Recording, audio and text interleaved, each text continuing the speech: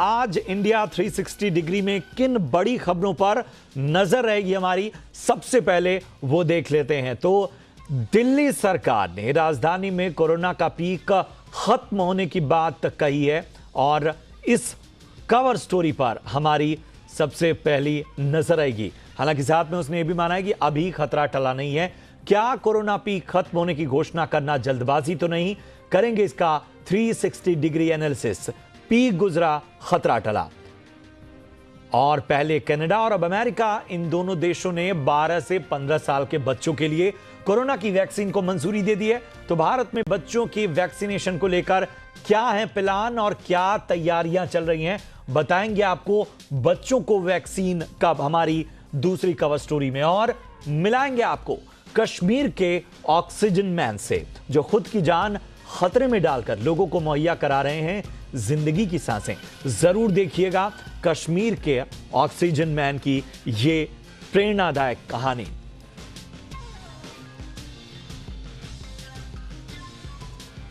और चलिए अब आज की पहली कवर स्टोरी पर नजर डालते हैं।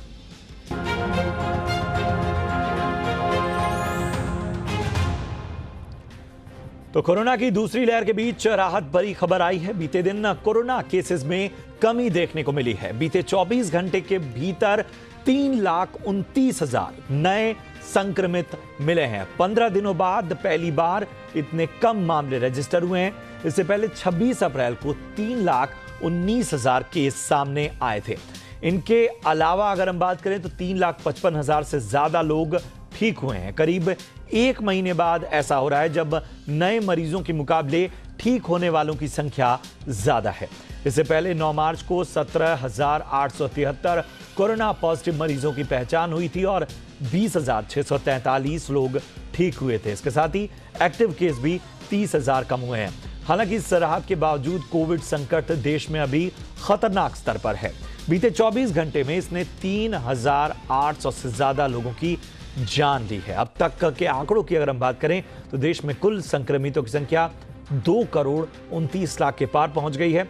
वहीं अब तक 1,90,00,000 लोग ठीक हो चुके हैं, यानी कि अभी 37,10,000 लोगों का इलाज चल रहा है। देश में कोरोना के चलते अब तक 2.5 लाख लोग अपनी जान गंवा चुके हैं। और कोरोना के मोर्चे पर दिल्ली से भी अच्छी खबर आई है। यहां अब मामलों में कमी आना शुरू हो गया है। बीते 24 घंटे की बात करें तो यहां पर 12,400 मामले 24 घंटे में सामने आए हैं। इस दौरान 13,500 से ज्यादा लोग ठीक हुए हैं। बीते दिन राज्य में कोरोना के 347 लोगों की इसमें जान गई। वहीं पॉजिटिविटी रेट की बात करें तो बीते दिन ये 17.76% रहा। घटते मामलों को देखते हुए दिल्ली के स्वास्थ्य मंत्री सत्येंद्र जैन का कहना है कि राज्य में कोरोना का दूसरा पीक धीरे धीरे कम हो रहा है। जैन ने बताया कि पिछले कुछ दिनों में दिल्ली की पॉजिटिविटी रेट 36% से घटकर 19% के करीब आ चुकी है। उन्होंने कहा कि जब तक हम पॉजिटिविटी दर को 5% से नीचे और केसेस को 3,000 से 4,000 के करीब नहीं ला देते, तब तक इसे हल्के में नहीं लिया जा सकता। कम टेस्टिंग को लेकर सत्येंद्र जैन ने कहा कि टेस्टिंग में कोई कमी नहीं बरती जा रही। सत्येंद्र जैन ने क्या कुछ कहा, चलिए सुनाते हैं। दिल्ली के अंदर ट्रेंड रिवर्सल जो था वो लगभग अप्रैल के आखिरी सप्ताह में स्टार्ट हो गया था। लग रहा था कि कम होना स्टार्ट हो गया। तब भी मैंने कहा था कि कंफर्म करने के लिए थोड़ा सा समय चाहिए था। कंफर्म है कि यहाँ पीक तो लगता है कम हो गया है। और इस खबर पर चर्चा के लिए हमारे साथ जुड़ रहे हैं प्रोफेसर एन.के. गांगुली साहब। आप हैं पूर्व डीजी आईसीएमआर। प्रोफेसर गांगुली, बहुत बहुत स्वागत आपका जी बिजनेस में। सवाल यही कि क्या वाकई हमें ये मान लेना चाहिए कि दिल्ली का पीक आने के बाद ये गिरावट आई है, या फिलहाल हमें जल्दबाजी करना ठीक नहीं होगा, जैसा कि सत्येंद्र जैन ने कहा? देखिए, हमें पूरे भारत का एनालिसिस करते हैं। भारत में कहीं पर भी कोरोना है तो दिल्ली में भारत से हर जगह से लोग आते हैं, दुनिया से लोग यहाँ पर आते हैं। तो हम जब तक कोरोना इस तरह से अब हमारे यहाँ पर सर्ज हो रहा है तो कहीं पर थोड़ा कम हो रहा है, कहीं पर ज़्यादा हो रहा है। इससे हम इससे ये नहीं होता कि हमारे यहाँ ये कम हो रहा है। हमको सावधानी पूरी बरतनी चाहिए और युद्ध पूरा करना चाहिए। क्या होता है कि एक सर्ज आता है उसके बाद जब लॉकडाउन का असर है, लॉकडाउन होते हैं करीब भारत में हर जगह पर लॉकडाउन है, लॉकडाउन का जब असर होता है तो थोड़ा सा नीचे गिरता है, बट वो प्लेटो बनी रहती है। हमारा जो पहला सर्च था उसके बाद प्लेटो बनी हुई थी, वो इस लेवल में नहीं आई थी कि ट्रांसमिशन रुक गया था। तो उसके बाद कहीं पर भी कोई स्टिमुलस आता है, जैसा अमेरिका में इलेक्शंस हुए, अमेरिका में थैंक्स गिविंग डे हुआ। लगता है कुछ तकनीकी खामियां हैं जिसकी वजह से हमारा संपर्क टूट गया है प्रोफेसर एनके गांगुली से। आगे भी हम उनसे जुड़ने की कोशिश करेंगे, लेकिन साफ तौर पर प्रोफेसर एनके गांगुली का कहना कि किसी एक राज्य में अगर जो पॉजिटिविटी रेट है या पीक गिरता हुआ नजर आता है तो उसे बेहतर संकेत नहीं माना जाना चाहिए। पूरे देश के आंकड़ों पर हमें गौर करना चाहिए। और अब हमारी अगली कवर स्टोरी की बात। भारत में कोरोना विस्फोट की वजह बने वेरिएंट को विश्व स्वास्थ्य संगठन यानी WHO ने वेरिएंट ऑफ कंसर्न यानी चिंताजनक करार दिया है। WHO के मुताबिक B1617 नाम का ये वेरिएंट ज्यादा संक्रामक है और ये आसानी से फैल सकता है। कोरोना पर WHO की प्रमुख मारिया वेन केरखोव ने इस स्ट्रेन को लेकर और भी जानकारी दी है। उन्होंने बताया है कि एक छोटे सैंपल साइज पर की गई लैब स्टडी में सामने आया है कि इस वेरिएंट पर एंटीबॉडीज का कम असर हो रहा है। हालांकि उन्होंने ये साफ कहा कि इसका ये मतलब नहीं कि इस वेरिएंट में वैक्सीन के प्रति ज्यादा प्रतिरोधक क्षमता है। उन्होंने कहा कि कोरोना की सभी वैक्सीन बीमारी को रोकने और संक्रमितों की जान बचाने के लिए असरदार हैं। ब्रिटेन, ब्राजील और साउथ अफ्रीका के बाद भारत चौथा देश है जहां ये वेरिएंट जो है वो फैल रहे हैं और WHO ने इसे कंसर्न कैटेगरी में रखा है। केरखोव ने चेताया है कि आने वाले समय में दुनिया भर में वेरिएंट ऑफ कंसर्न देखने को मिलने वाले हैं, इसलिए संक्रमण पर चाहे वो किसी भी देश में क्यों ना हो, जल्द से जल्द विराम लगाने की पूरी कोशिश होनी चाहिए। और इस खबर पर चर्चा के लिए हमारे साथ जुड़ रहे हैं डॉक्टर DK गुप्ता साहब। आप हैं CMD फेलिक्स हॉस्पिटल। बहुत बहुत स्वागत डॉक्टर DK गुप्ता। सवाल इस नए वेरिएंट को लेकर बना हुआ है और भारत में तो कई राज्यों में कई वेरिएंट ने चिंता बढ़ा दी है और मेरे ख्याल से आप सभी ये स्टडी कर रहे हैं। वेरिएंट ऑफ कंसर्न कहा है WHO ने। हम ये भी देख रहे हैं कि दुनिया के कई बड़े मुल्क मदद के लिए आगे आए हैं। कहीं मदद की ये पेशकश दुनिया की उस चिंता की ओर तो इशारा नहीं कर रही जिसके कारण वो चाह रहे हैं कि भारत के इस वेरिएंट को जल्द से जल्द रोका जाए ताकि बाकी दुनिया सुरक्षित रहे। देखिए, हमने ये भी देखा है जो इंग्लैंड का स्ट्रेन था तो इंडिया में स्टडी हुई है, सबसे ज्यादा उसका जो रेट मिला है, प्रेवलेंस मिला है, वो इंग्लैंड का स्ट्रेन उसका मिला है और उसकी जो इन्फेक्शन दर है वो ज्यादा, उसका जो R0 वैल्यू वो 1.8 है, मतलब वो 80% ज्यादा तेजी से फैल रहा था और उसकी वजह से ही तबाही मचाई गई दिल्ली NCR और जो दूसरे राज्य थे 10-12 राज्य इस टाइम देश के जहाँ पे इस टाइम पेंडेमिक की सर्ज पे है या पीक पे चल रहा है। तो इसके अतिरिक्त और भी बहुत सारे म्यूटेशन देखे गए हैं जो मिले हैं, चाहे ब्राजील वाला हो, चाहे साउथ अफ्रीका का हो, चाहे डबल म्यूटेंट हो, इवन कई जगह ट्रिपल म्यूटेंट भी मिला है। जो नया वेरिएंट B1617 की बात कर रहे हैं तो बड़ा छोटा सैंपल स्टडी है, इस पर बहुत बड़ा स्टडी नहीं हुई। उन्होंने माना भी है कि पहली बार अक्टूबर मिला था, तो ये बिल्कुल नया नहीं, अक्टूबर से प्रेजेंट है हमारी पॉपुलेशन के अंदर। तो ये कहना जल्दबाजी होगा कि बहुत तेजी से फैल रहा है, लेकिन जो हमें पता है कंफर्म है वो इंग्लैंड का वेरिएंट है, जो दूसरे वेरिएंट है वो सारे बहुत तेजी से फैल रहे हैं और उसी वजह से पेशेंट ज्यादा सिम्टोमेटिक हो रहे हैं, पेशेंट के अंदर लक्षण ज्यादा आ रहे हैं, निमोनिया ज्यादा आ रहा है, ARDS ज्यादा आ रहा है और उसी वजह से ऑक्सीजन की रिक्वायरमेंट बढ़ रही है और डेथ बढ़ रही है, इसीलिए पेशेंट को बाईपैप और वेंटिलेटर की ज्यादा जरूरत पड़ रही है। खास बात ये भी देखी गई है कि जो पहले वाली लहर में जो वेरिएंट थे उनमें पेशेंट सिम्टोमेटिक कम होते थे, अगर सिम्टोमेटिक होते भी थे तो उनके अंदर माइल्ड सिम्टम्स होते, लक्षण बड़े हल्के होते थे, खांसी जुकाम बुखार 4-5 दिन रहता था, उसके बाद ये सिम्टोमेटिक होते धीरे धीरे रिकवरी कर जाते थे। बट इस वाले वेरिएंट में देखा जा रहा है कि सिम्टम्स ज्यादा आ रहे हैं, निमोनिया ज्यादा हो रहा है, ARDS ज्यादा हो रहा है, लंग डैमेज ज्यादा हो रहा है, उसकी वजह से पेशेंट को बुखार और जो सांस में तकलीफ है वो परसिस्ट कर रही है। इवन ऐसे मरीजों को बुखार 12-12, 15-15 दिन तक परसिस्ट कर रहा है। इवन उनके ऑक्सीजन सेचुरेशन 7 में 8 दिन फॉलो ना करना, उसको फॉलो ना शुरू हो जाता है। तो कहीं ना कहीं ये वायरुलेंट ज्यादा है और इसकी जो इन्फेक्टिविटी रेट ज्यादा है, कॉम्प्लिकेशन ज्यादा कर रहा है, इसका हमें ध्यान रखना चाहिए। लेकिन अच्छी बात यह है जो WHO ने भी माना है, हम लोग भी कह रहे हैं कि अभी तक जितने वेरिएंट इंडिया में पाए गए उन सब के अगेंस्ट हमारी जो वैक्सीन है, मौजूदा जो वैक्सीन है वो इफेक्टिव है। तो इसलिए अगर हमें चेन ऑफ ट्रांसमिशन को रोकना है तो अपनी वैक्सीनेशन की दर को बढ़ाना पड़ेगा। सबसे अच्छी यही बात है कि हमने वैक्सीनेशन को बढ़ा दिया और हमने हार्ड इम्यूनिटी अचीव कर ली, तो फिर हमें किसी भी वेरिएंट से चिंता की जरूरत नहीं है, बिकॉज फिर चेन ऑफ ट्रांसमिशन रुक जाएगा, वायरस का रेप्लिकेशन रुक जाएगा और म्यूटेशन होना ही बंद हो जाएगा। तो अगर हम इस बात का ध्यान रखें तो बहुत अच्छी बात है। एक चीज और बोली WHO ने इसी बात पे कि बहुत सारे देश ऐसे हैं जो खाली भारत ही नहीं, ऐसे बहुत सारे देश हैं जो डाटा सही से पता नहीं लग रहा हमें, तो डाटा में जीनोमिक सर्विलेंस अच्छे से नहीं हो रही है, जो हमारा नंबर्स आ रहे हैं वो ठीक नहीं आ रहे, टिप ऑफ आइसबर्ग जो आप कह रहे हो ना कि नंबर्स कम हो गए, जरूरी नंबर्स कम हो गए। ऐसे बहुत सारे जो रूरल एरिया में कोरोना पहुंच गया है, गांव में पहुंच गया है, वहां पे टेस्ट हो ही नहीं रहे, ट्रेसिंग हो ही नहीं रही है। तो इसलिए ये कहना बड़ी जल्दबाजी होगी कि हमारा पीक आ चुका है और हम लोग कर्व को फ्लैटन कर चुके हैं या हमने कर्व में डेंट डाल दिया है। बिल्कुल, तो अभी तो जी बिल्कुल बिल्कुल, बहुत अहम बात आपने कही डॉक्टर गुप्ता। और हमारे साथ एनके गांगुली साहब भी बन चुके हैं। और एनके गांगुली साहब, सवाल वही है कि ये जो वेरिएंट है इसको लेकर जो WHO ने चिंता जाहिर की है और हम देख रहे हैं कि बाकी देश भी मदद की लगातार पेशकश कर रहे हैं, कोशिश यही है कि भारत के इस वेरिएंट को कहीं ना कहीं और ज्यादा इसका विस्तार होने से रोका जाए। किस तरह से देखते हैं आप WHO की इस वार्निंग को? एक्चुअली ये वार्निंग बिल्कुल सही है, क्योंकि इसका ट्रांसमिशन रेट बहुत हाई है, ये बहुत तेज़ी से ट्रांसमिशन कर रहा है और ये विरुलेंट भी ज़्यादा है। अभी जो ICUs में जा रहे हैं, अगर 100 मरीज जा रहे हैं तो सिर्फ 10 बच रहे हैं।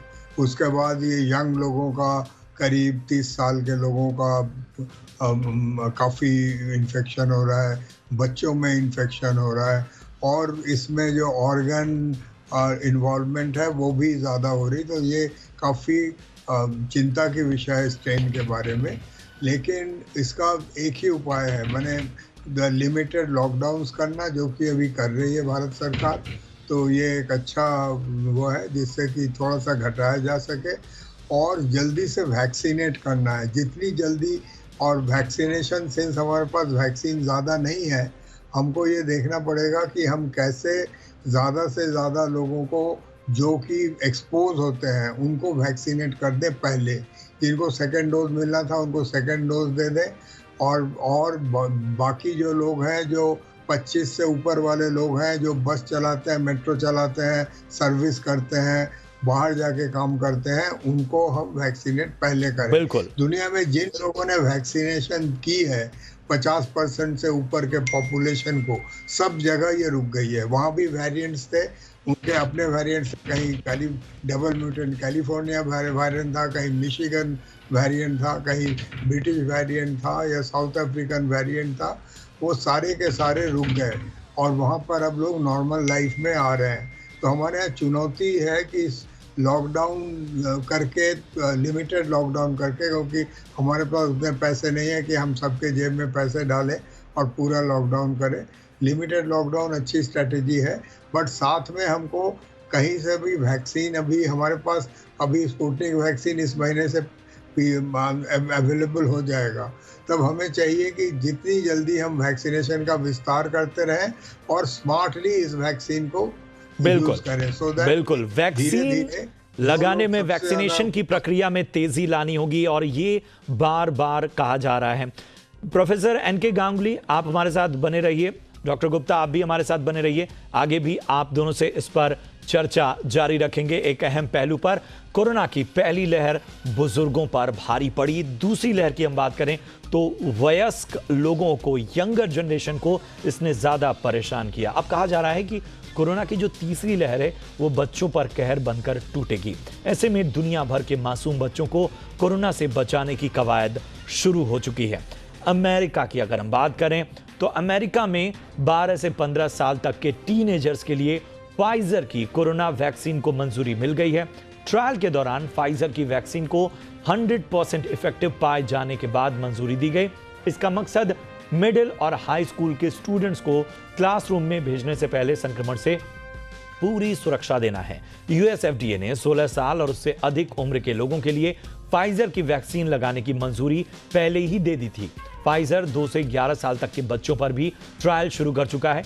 इससे पहले कनाडा के ड्रग रेगुलेटर ने भी 12 से 15 साल के बच्चों के लिए फाइजर की वैक्सीन लगाने की इजाजत दी थी। माना जा रहा है कि 12 से 15 साल तक के बच्चों के वैक्सीनेशन से कनाडा और अमेरिका में बड़ी संख्या में स्कूल और समर कैंप खुलने का रास्ता साफ हो जाएगा। भारत में भी बच्चों को वैक्सीन देने की चर्चा चल रही है। फिलहाल भारत बायोटेक की कोवैक्सीन का बच्चों पर ट्रायल चल रहा है। और इस खबर पर चर्चा के लिए हमारे साथ लगातार बने हुए डॉक्टर डीके गुप्ता और इसके साथ ही आईसीएमआर के पूर्व डीजी प्रोफेसर एनके गांगुली साहब। सबसे पहले डॉक्टर गुप्ता आपकी ओर आना चाहूंगा और बच्चों की चिंता सेकेंड जो वेव है उसमें भी बनी हुई थी क्योंकि बच्चे प्रभावित हुए। थर्ड वेव और जो नए वेरिएंट्स के बारे में स्टडीज सामने आ रही हैं और मेरे ख्याल से आप सभी उस पर स्टडी कर रहे होंगे, क्या वाकई हमें बच्चों के लिहाज से अब ज्यादा सतर्क रहना होगा? अभी जो बच्चों के संक्रमण के मामले आ रहे हैं उनमें क्या पैटर्न आपको दिख रहे हैं? ये अभी इंडिया में हालत ऐसी है कि 18 साल से कम बच्चों के लिए वैक्सीन अवेलेबल नहीं है।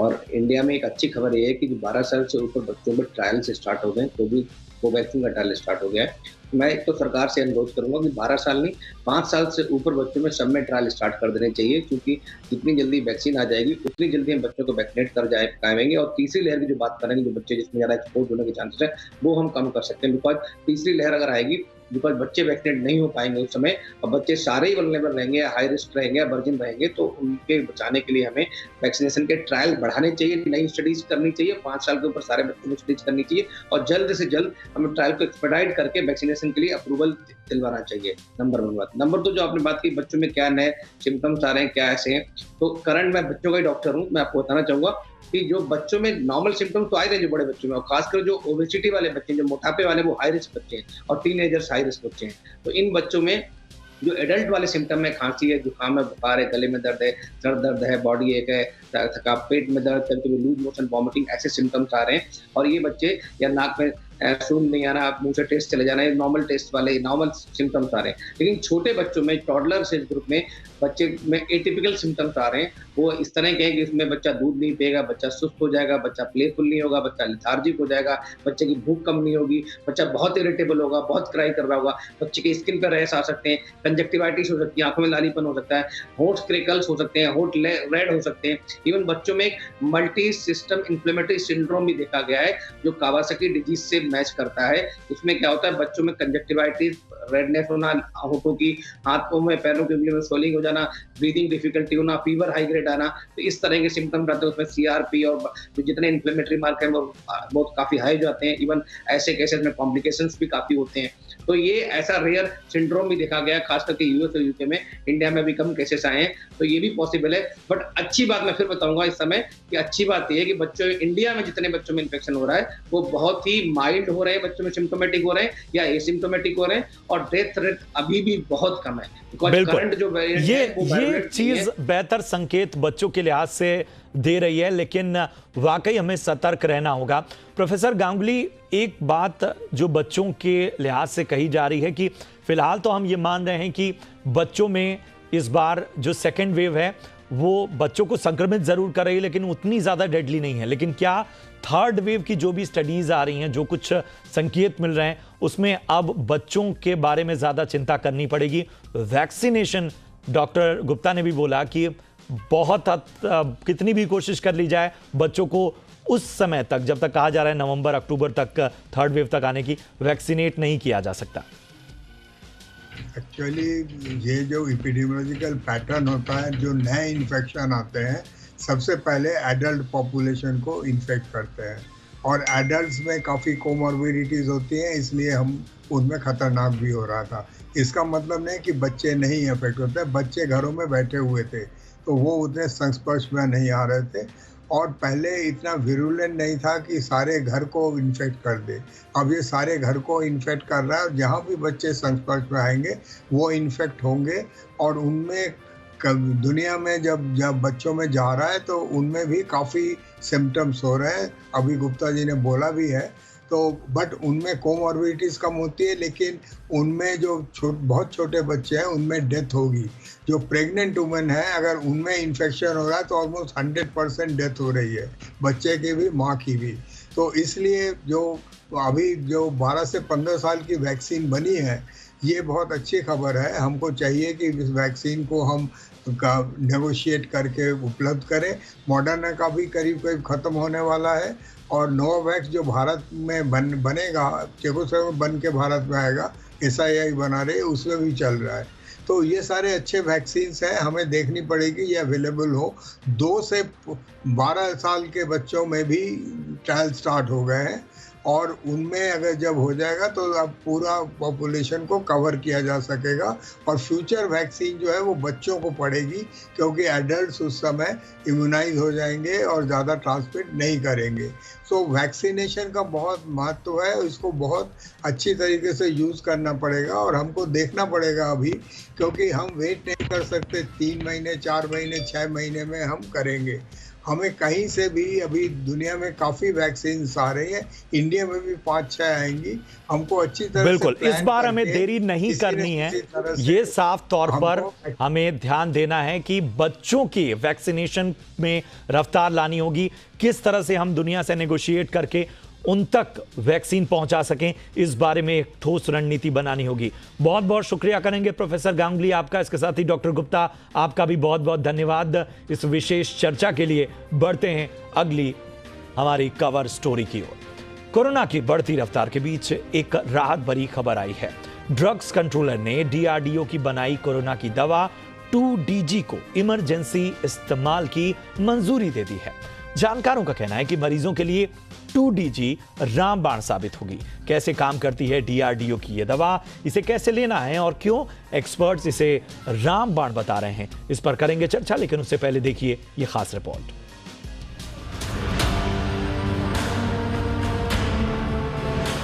जी हां, पूरा देश कोरोना संकट से जूझ रहा है। हर तरीके से कोरोना पर काबू करने की कोशिश की जा रही है। वैक्सीन से लेकर कोरोना गाइडलाइंस, सबके जरिए इस संकट से निपटने की कोशिश हो रही है। देश में पहले से ही 2 वैक्सीन को मंजूरी मिल चुकी है। अब एक और खुशखबरी आई है कि drugs controller general of India ने कोरोना के इलाज के लिए एक दवा के इमरजेंसी इस्तेमाल को मंजूरी दे दी है। इस दवा को डीऑक्सी डी ग्लूकोज यानी 2DG नाम दिया गया है। ये दवा DRDO के institute of nuclear medicine and allied sciences और हैदराबाद की कंपनी डॉक्टर रेड्डीज लैब के साथ मिलकर तैयार किया गया है।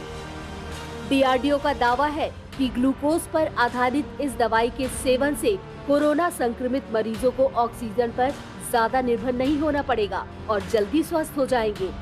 DRDO का दावा है कि क्लिनिकल ट्रायल के दौरान ये पाया गया है कि जिन कोरोना संक्रमित मरीजों को ये दवाई दी गई थी, उनकी RT-PCR रिपोर्ट जल्द नेगेटिव आई है। ये दवा लेने वाले मरीज दूसरे मरीजों की तुलना में 2.5 दिन पहले ठीक हो गए हैं। पिछले साल अप्रैल में DRDO ने हैदराबाद की CCMB लैब के साथ मिलकर इस दवा का ट्रायल शुरू किया था। शुरुआती लैब परीक्षण में अच्छे नतीजे आने के बाद DCGI से इसके क्लिनिकल ट्रायल की मंजूरी मांगी गई। मई से अक्टूबर के बीच हैदराबाद की डॉक्टर रेड्डीज लैब के साथ मिलकर इस दवा के क्लिनिकल ट्रायल का दूसरा फेज शुरू किया गया। पहले 6 अस्पतालों में और उसके बाद 11 और अस्पतालों को जोड़कर 110 मरीजों पर ये ट्रायल किया गया। ट्रायल में देखा गया कि जिन मरीजों को ये दवा दी जाती है, उनकी कोरोना रिपोर्ट जल्द नेगेटिव हो जाती है। साथ ही उनके लक्षणों में भी दूसरों के मुकाबले तेजी से सुधार होता है। ये दवा वायरस की ग्रोथ को रोकने में कारगर पाई गई। फेज 2 की सफलता के बाद नवंबर 2020 में DCGI ने फेज 3 के क्लिनिकल ट्रायल को मंजूरी दी। दिसंबर 2020 से लेकर मार्च 2021 के दौरान दिल्ली, उत्तर प्रदेश, पश्चिम बंगाल, गुजरात, राजस्थान, महाराष्ट्र, आंध्र प्रदेश, तेलंगाना, कर्नाटक और तमिलनाडु में 27 कोविड अस्पतालों में 220 मरीजों पर फेज 3 ट्रायल किया गया। इस दवा की सफलता 65 वर्ष से ऊपर के मरीजों में भी देखी गई। ट्रायल की सफलता के बाद DCGI ने 1 मई 2021 को इस दवा को मंजूरी दे दी। चूँकि ये एक जेनेरिक मॉलिक्यूल है और ग्लूकोज से मिलता जुलता है, इसका उत्पादन आसान होगा। देश में ऑक्सीजन को लेकर भारी दिक्कत है और अधिकांश लोगों की मौत ऑक्सीजन की कमी से हो रही है। ऐसे में आप ये जानना चाहेंगे कि ये दवा काम कैसे करती है। ये दवा पाउडर के फॉर्म में आती है और इसे पानी के साथ आसानी से लिया जा सकता है। ये देखने में ग्लूकोज से मिलता जुलता है। 2DG दवाई कोविड से ग्रस्त मरीजों के शरीर में वायरस के साथ घुल जाती है। इस वजह से वायरस की ग्रोथ नहीं हो पाती। इसका वायरस के साथ मिल जाना ही इस दवाई को अलग बना देता है। कोरोना की दूसरी लहर के दौरान जब मरीजों को ऑक्सीजन की बेहद जरूरत है, ऐसे में इस दवाई से ऑक्सीजन पर निर्भरता बेहद कम हो जाएगी। कोरोना की दूसरी लहर में ऑक्सीजन की कमी से जूझ रहे लोगों के लिए ये दवा रामबाण सिद्ध हो सकती है। सूत्रों के मुताबिक इस दवाई को DGCI ने इमरजेंसी इस्तेमाल की इजाजत दी है। ऐसे में अभी ये सिर्फ अस्पतालों में ही मरीजों को मिल सकेगी, जबकि हैदराबाद की जानी मानी दवा कंपनी डॉक्टर रेड्डीज लैब इस दवाई का बड़ी मात्रा में उत्पादन करेगी। ब्रह्म प्रकाश दुबे के साथ ब्यूरो रिपोर्ट, जी मीडिया। तो उम्मीद दिखाती DRDO की ये दवा और देश में कोरोना की दूसरी लहर अब तक काबू में नहीं आ पाई है, लेकिन तीसरी लहर को लेकर चिंता तेज हो गई है। इस बीच कोरोना संक्रमण के आंकड़ों पर नजर रखने वाले IIT कानपुर के प्रोफेसर मणिंद्र अग्रवाल के इसके पीक पर बड़े दावे सामने आए हैं। प्रोफेसर मणिंद्र की स्टडी के मुताबिक जुलाई में कोरोना की दूसरी लहर कमजोर पड़ जाएगी, लेकिन अक्टूबर में तीसरी लहर से सावधान रहना होगा। हालांकि उन्होंने संक्रमण कम करने के उपाय भी बताए हैं। देखिए खास रिपोर्ट।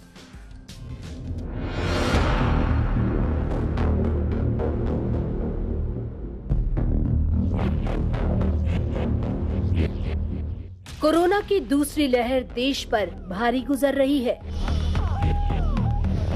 हर कोई यही सोच रहा है कि आखिर कब खत्म होगी दूसरी लहर।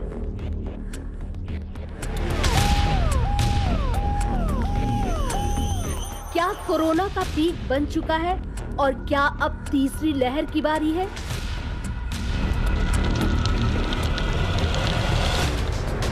आज कोरोना को लेकर दो सवाल सबके मन में है। पहला कि दूसरी लहर कब खत्म होगी और तीसरी लहर कब आएगी। इन दोनों सवालों का जवाब IIT कानपुर के प्रोफेसर मणिंद्र अग्रवाल ने दी है। प्रोफेसर मणिंद्र अग्रवाल लगातार कोरोना संक्रमण के आंकड़ों का विश्लेषण कर रहे हैं। प्रोफेसर मणिंद्र अग्रवाल के मुताबिक जुलाई में कोरोना की दूसरी लहर का प्रकोप काफी कम हो जाएगा। कोरोना की महामारी इस समय पूरे देश में व्याप्त है।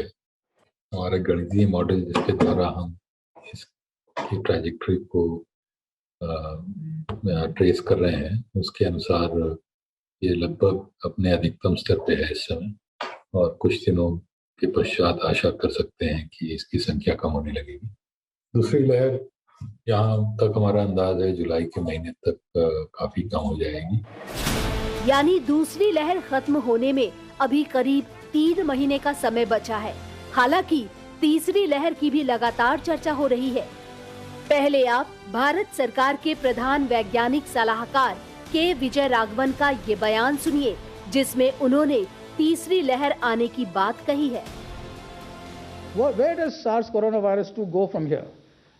A phase 3 is inevitable, given the high levels of circulating virus. But it's not clear on what time scale this phase 3 will occur. Hopefully, incrementally, but we should prepare for new waves.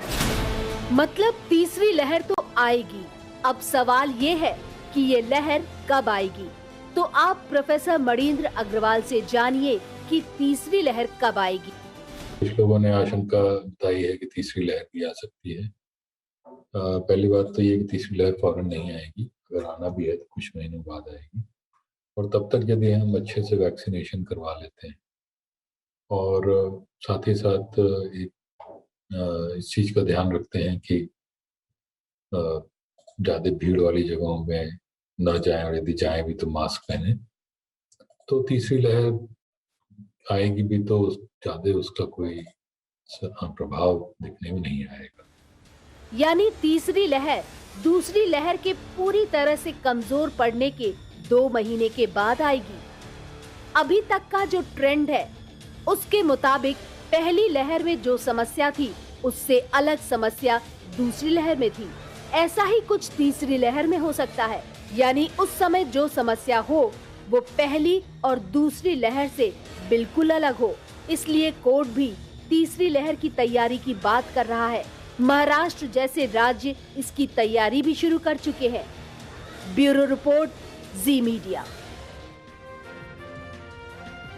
और इस खबर पर चर्चा के लिए हमारे साथ खुद जुड़ रहे हैं प्रोफेसर मणिंद्र अग्रवाल साहब, IIT कानपुर से। प्रोफेसर मणिंद्र अग्रवाल, बहुत बहुत स्वागत आपका जी बिजनेस में।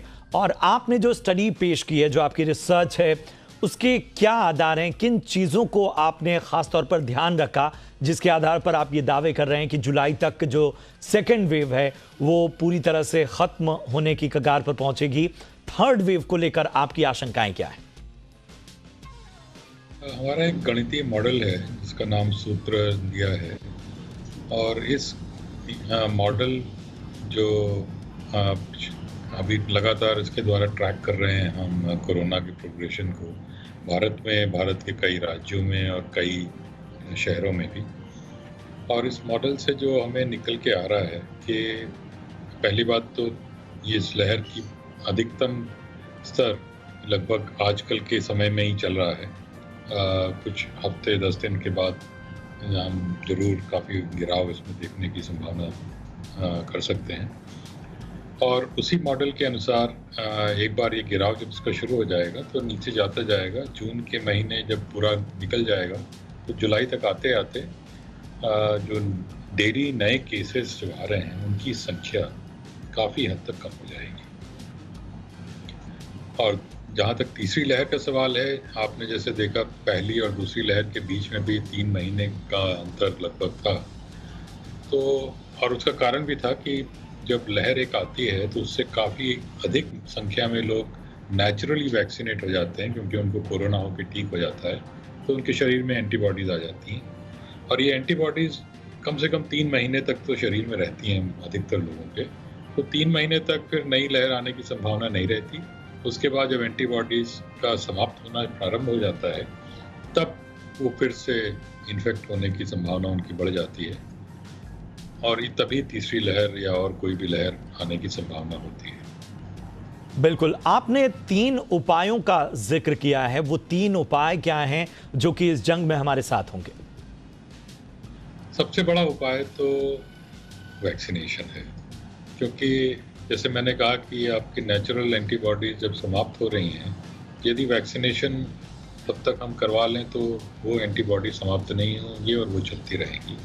तब ऐसा होगा कि अगर काफ़ी संख्या में वैक्सीनेशन हो जाता है अक्टूबर नवंबर तक, तो काफ़ी जनसंख्या में एंटीबॉडीज़ रहेंगी, तो कोई भी लहर आए लेकिन उसका ज़्यादा प्रभाव लोगों में नहीं आएगा, क्योंकि उसको फैलने के लिए जगह ही नहीं मिल पाएगी। तो बहुत सारे लोग वैक्सीनेटेड रहेंगे, इम्यून रहेंगे। तो पहला तो सबसे महत्वपूर्ण उपाय ये है। दूसरा उपाय ये है कि भाई यदि हम वैक्सीनेटेड नहीं भी हैं या वैक्सीनेटेड हैं तो भी, तो जब तक पूरा लहर आने की थोड़ी संभावना रहती है या बढ़ने की, कहीं भी थोड़ी भी बढ़ रहे हैं केसेस, तो इसका जरूर ध्यान रखें कि जब भी भीड़ वाली जगह में जाएं तो मास्क जरूर पहनें, क्योंकि मास्क से बहुत अच्छा प्रोटेक्शन मिलता है। और उसके लिए हेल्थ मिनिस्ट्री ने गाइडलाइंस भी जारी करी हैं, तो उनको पूरा अच्छे से पालन करें। और यदि हम ये और घर पे लौटें तो ज़रूर हाथ अच्छे से साबुन से धोएं, क्योंकि साबुन से वायरस पूरी तरह से समाप्त हो जाता है।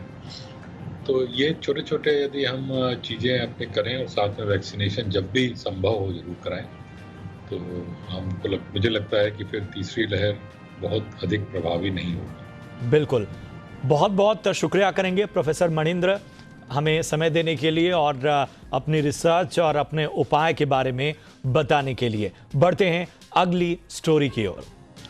कोरोना पॉजिटिव होने पर ही नहीं बल्कि इसका डर अब भी लोगों को बीमार कर रहा है। कोरोना की वजह से एक और नई जो स्वास्थ्य परेशानी लोगों में देखने को मिल रही है वो है कोरोना के चलते लोग मानसिक बीमारियों का शिकार हो रहे हैं। कोरोना होने का डर, होम आइसोलेशन और अपने करीबियों के मौत के चलते लोग मानसिक तौर पर बीमार हो रहे हैं। कई लोगों को पैनिक अटैक आ रहे हैं। विशेषज्ञों का मानना है कि अकेले रहने और दिन भर कोरोना से जुड़ी बातें देखने सुनने से लोगों को इस परेशानी से दो चार होना पड़ रहा है। डॉक्टरों का कहना है कि अगर मानसिक बीमारी को गंभीरता से नहीं लिया तो पीड़ित आत्महत्या जैसे कदम भी उठा सकता है और कई जगह से हमने ऐसी खबरें भी देखी। अगर आपके आसपास भी कोई व्यक्ति मानसिक दिक्कतों से जूझ रहा है तो उसकी मदद करने की कोशिश कीजिए। मानसिक दिक्कतों से आप कैसे पार पाएंगे, इस पर भी हम चर्चा करेंगे। और इस खबर पर चर्चा के लिए हमारे साथ जुड़ रहे हैं डॉक्टर राजीव मेहता साहब। आप हैं वरिष्ठ मनोचिकित्सक सर गंगाराम अस्पताल और इसके साथ ही जनरल सेक्रेटरी हैं Indian association of private psychiatry के। बहुत बहुत स्वागत आपका जी बिजनेस में डॉक्टर राजीव मेहता। सबसे बड़ी चिंता पोस्ट कोविड कॉम्प्लिकेशंस में इस मेंटल हेल्थ को लेकर आ रही है और कोरोना के दौरान भी हम देखते हैं कि ये जो शब्द है कोरोना, मुझे कोरोना हो गया है, ये लोगों को बहुत ज़्यादा एंजाइटी इसकी हो रही है क्योंकि ये एक ऐसी बीमारी है जिसमें व्यक्ति एक्सट्रीम भी सोच रहा है और बहुत से ऐसे आजकल तमाम केसेस सामने आ रहे हैं जिसकी वजह से उसकी चिंताएं बढ़ रही हैं। क्या एहतियात बरतने की ज़रूरत है? देखिए, कुछ एक एहतियात जो हमारे हाथ में है वो सबसे पहला है कि हम एक तो सही जानकारी रखें। दूसरा है कि मीडिया जो है उसका हम कम उपयोग करें इस वक्त, चाहे वो सोशल मीडिया हो, चाहे वो टीवी वाला मीडिया हो, चाहे वो न्यूज़पेपर मीडिया हो, क्योंकि हर जगह सिर्फ नेगेटिव न्यूज़ दिखाई दे रही है। तो जितना हम उन चीज़ों से बचकर रहेंगे उतना बेटर रहेगा। और पर दूसरी तरफ हमें जानकारी हासिल करना भी ज़रूरी है। तो हम एक न्यूज़ को एक बार सुने, कुछ थोड़ा सा समय दें जिसके अंदर हमने न्यूज़ सुननी है। बारी बारी उस न्यूज़ को देखना वो गड़बड़ करेगा, बारी बारी उस न्यूज़ को पढ़ना वो गड़बड़ करेगा। सोशल मीडिया पे हम रोजाना वही चीज़ें पढ़कर उसको फॉरवर्ड करना, तो जितना हम रिवाइज करते जाएंगे उतना हमें याद होगा। जैसे हम बच्चों को कहते हैं ना, बेटा बारी बारी रिवाइज कर, याद होगा। तो इन चीज़ों से बचकर रहना है। घर में कोरोना बहुत ज़्यादा डिस्कस नहीं करना है, घर में हेल्प करानी है। खाली बैठे रहेंगे तो फिर वही चीज़ें होंगी। बहुत ज़्यादा फ़ोन इधर उधर जब हम करते हैं तब भी सिर्फ कोरोना की बातें करें तो ऐसा नहीं करना। बेशक से हमें कुएं के मेंढक बन जाना है, ज़रूरी नहीं है कि हमें पूरा सागर देखना है।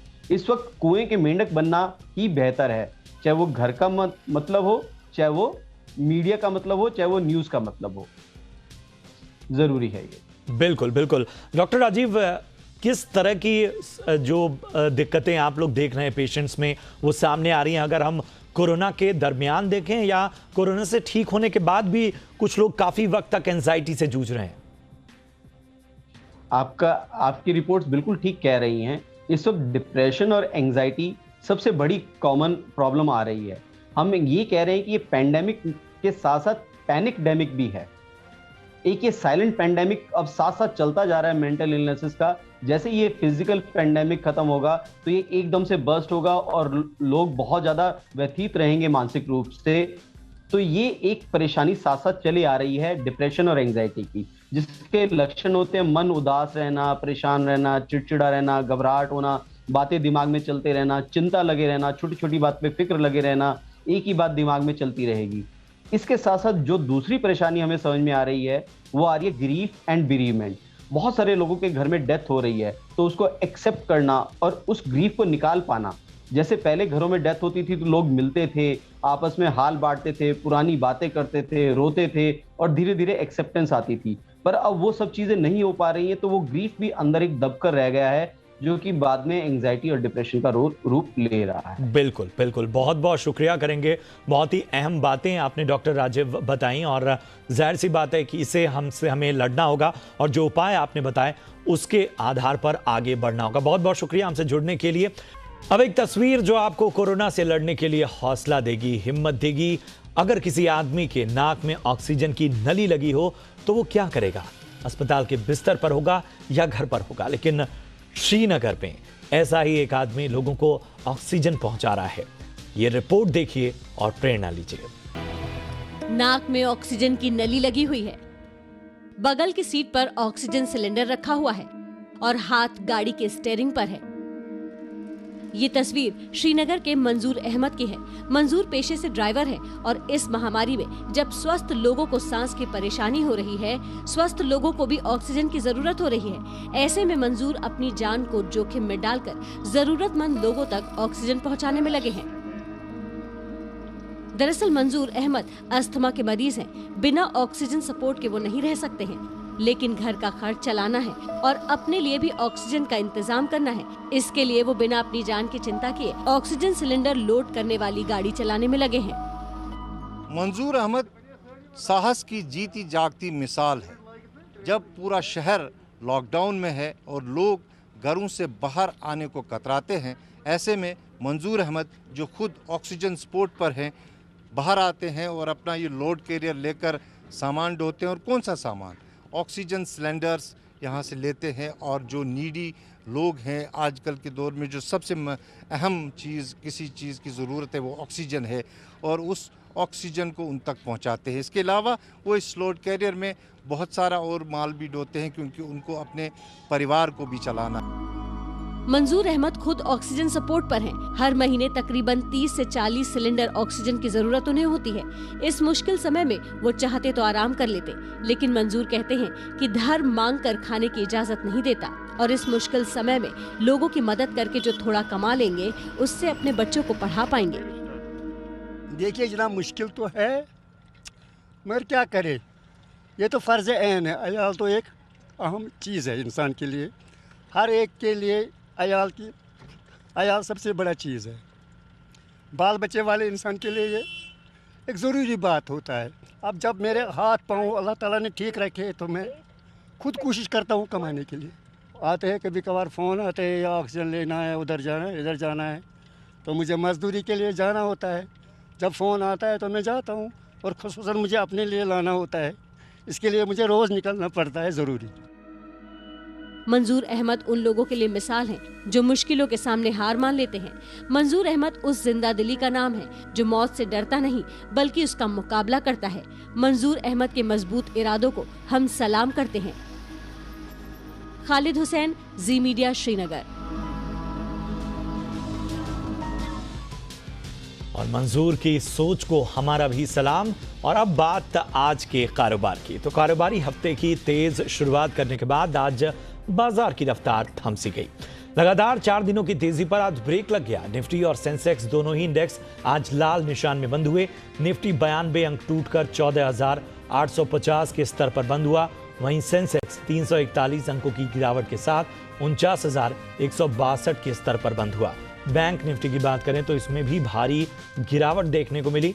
बैंक निफ्टी 270 अंक टूटा और 32,872 के स्तर पर बंद हुआ। बात करें अगर अमेरिकी बाजारों की, अमेरिकी बाजारों पर निगाह डालें तो अमेरिकी बाजार भी लाल निशान में कारोबार करते हुए यहां पर भी गिरावट के संकेत साफ तौर पर नजर आ रहे हैं। और इस वक्त हमारे साथ जुड़ चुके हैं प्रॉफिट मार्ट सिक्योरिटीज के डायरेक्टर रिसर्च अविनाश गोरक्षकर साहब। बहुत बहुत स्वागत अविनाश जी आपका जी बिजनेस में। कल अमेरिकी बाजार गिरावट के साथ बंद हुए, उसका असर आज भारतीय बाजारों पर भी दिखा। आज भी अमेरिकी बाजारों में संकेत अच्छे नजर नहीं आ रहे। ऐसे में कल के लिए क्या स्ट्रेटजी होनी चाहिए? मुझे लग रहा है कल भी मार्केट काफी वोलेटाइल रहेंगे और अगर डाउ वापस आज नेगेटिव टेरिटरी में बंद होता है, प्लस एफआईएस की लिक्विडिटी होती है, तो थोड़ी बहुत बिकवाली आपको देखने को मिल सकती है। मेरे ख्याल से जो सेक्टर्स बहुत ज़्यादा तेजी से अगले पिछले 1-2 हफ्ते में भागे हैं, जैसे मेटल्स भागा है, कैपिटल गुड्स भागे हैं, मेरे ख्याल से कहीं ना कहीं यहाँ पे थोड़ी बहुत कमजोरी और कहीं यहाँ पे थोड़ी बहुत सेल ऑफ देखने को मिल सकता है, क्योंकि मेटल्स एक ग्लोबल रिलेटेड सेक्टर है। जब भी बिकवाली ग्लोबल मार्केट्स में होती है तो मेटल सेक्टर एक डायरेक्टली हाई बीटा सेक्टर माना जाता है, तो यहाँ पे थोड़ी बिकवाली आ सकती है। प्लस मुझे लग रहा है जो सेक्टर्स पिटे हुए हैं, जैसे कि रियल एस्टेट है, कैपिटल गुड्स है, दूसरे जो शुगर वाले सेक्टर्स है, यहाँ पे भी थोड़ी बहुत मॉडरेट प्रॉफिट बुकिंग आ सकती है। बट ओवरऑल मुझे लग रहा है कि पीएसयू बैंकों में अभी भी मौके अच्छे हैं, स्पेशली अगर एसबीआई की बात करें, बैंक ऑफ बड़ौदा की बात करें, तो मुझे लग रहा है यहाँ पे रिस्क रिवॉर्ड दूसरे प्राइवेट सेक्टर बैंक से काफी अच्छा है। तो सिलेक्टिव बाइंग जरूर होगी और नतीजों का सीजन है, तो कल भी जहाँ पे नतीजे अच्छे आएंगे वहाँ पे आपको थोड़ी बहुत अच्छी तेजी देखने को मिलेगी। तो स्टॉक स्पेसिफिक अप्रोच ही मार्केट में रहेगा। मुझे नहीं लग रहा है कि इंडेक्स में कोई बड़ी गिरावट आएगी। मोर और लेस इंडेक्स स्टैटिक रह सकता है, लेकिन स्टॉक स्पेसिफिक एक्टिविटी बहुत देखने को मिलेगी। बिल्कुल, बहुत बहुत शुक्रिया करेंगे अविनाश जी आपका इस अहम चर्चा के लिए।